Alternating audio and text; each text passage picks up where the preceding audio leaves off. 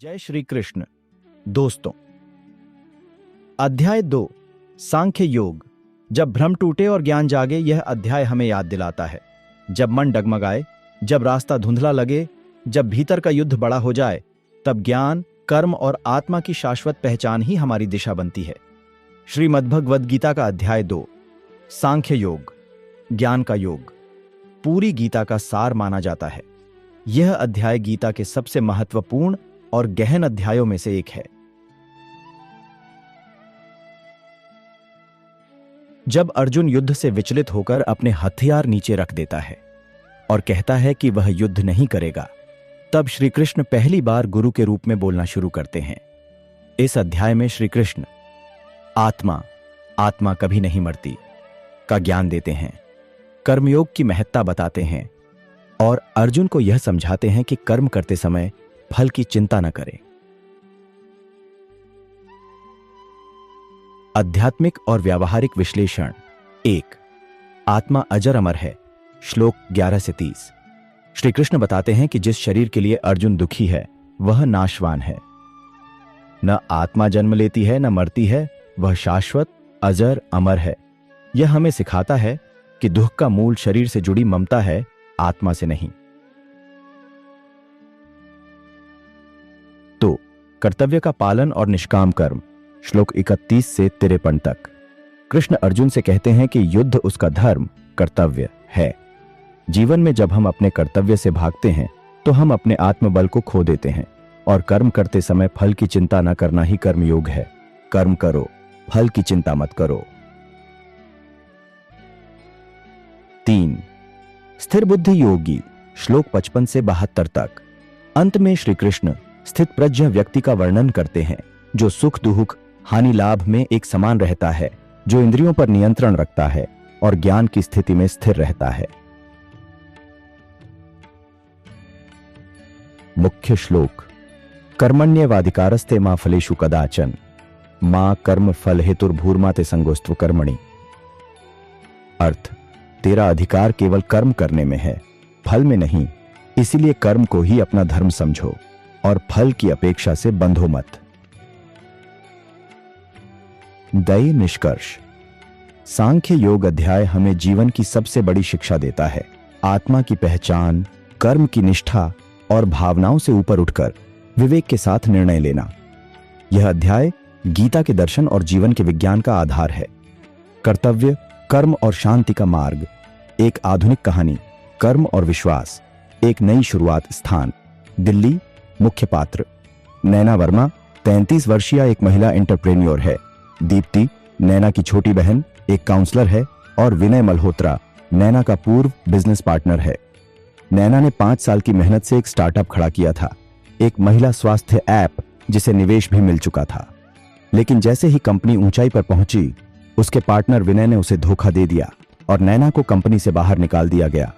उसके पास कुछ नहीं बचा था, ना ऑफिस, ना इनकम और ना पहचान। वो टूट चुकी थी। दिन भर बिस्तर पर पड़ी रहती, रात को नींद नहीं आती। अंदर से बस एक ही सवाल उठता, इतनी मेहनत की थी, फिर क्यों हार गई मैं। दीप्ति का संवाद। गीता की सीख। एक दिन उसकी बहन दीप्ति आई और बोली, नैना, तूने अपना कर्म किया, ईमानदारी से, पूरी निष्ठा से, लेकिन तू फल से बंध गई थी। गीता कहती है, तेरा अधिकार सिर्फ कर्म पर है, फल पर नहीं। और जो कर्म करता है फल की चिंता किए बिना, वही स्थिर बुद्धि बनता है। नैना चुप थी। दीप्ति ने कहा, शरीर पर हुए आघात की तरह ही मन पर हुए आघातों से भी उबरने का समय होता है, लेकिन आत्मा नहीं हारती, वो अमर है। तू आज भी वही नैना है जो कल थी, बस गिर गई है, फिर से उठ सकती है। नैना की पुनर्रचना, कर्मयोग की राह। धीरे धीरे नैना ने खुद को उठाया। उसने नए सिरे से काम शुरू किया। इस बार उसने फल की चिंता नहीं की, ना लोगों की वाहवाही चाहिए थी, ना इन्वेस्टमेंट की भूख थी। बस एक उद्देश्य था, कर्म करना सच्चाई से। वो स्कूलों में जाकर बालिकाओं के लिए हेल्थ वर्कशॉप्स करने लगी। छोटे एनजीओ उसके साथ जुड़े।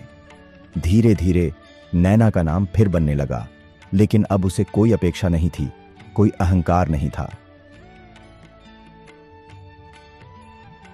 अंतिम दृश्य आत्मा की स्थिरता। नैना मुस्कुराई। पहले मैं फल चाहती थी, अब मुझे कर्म से प्रेम हो गया है।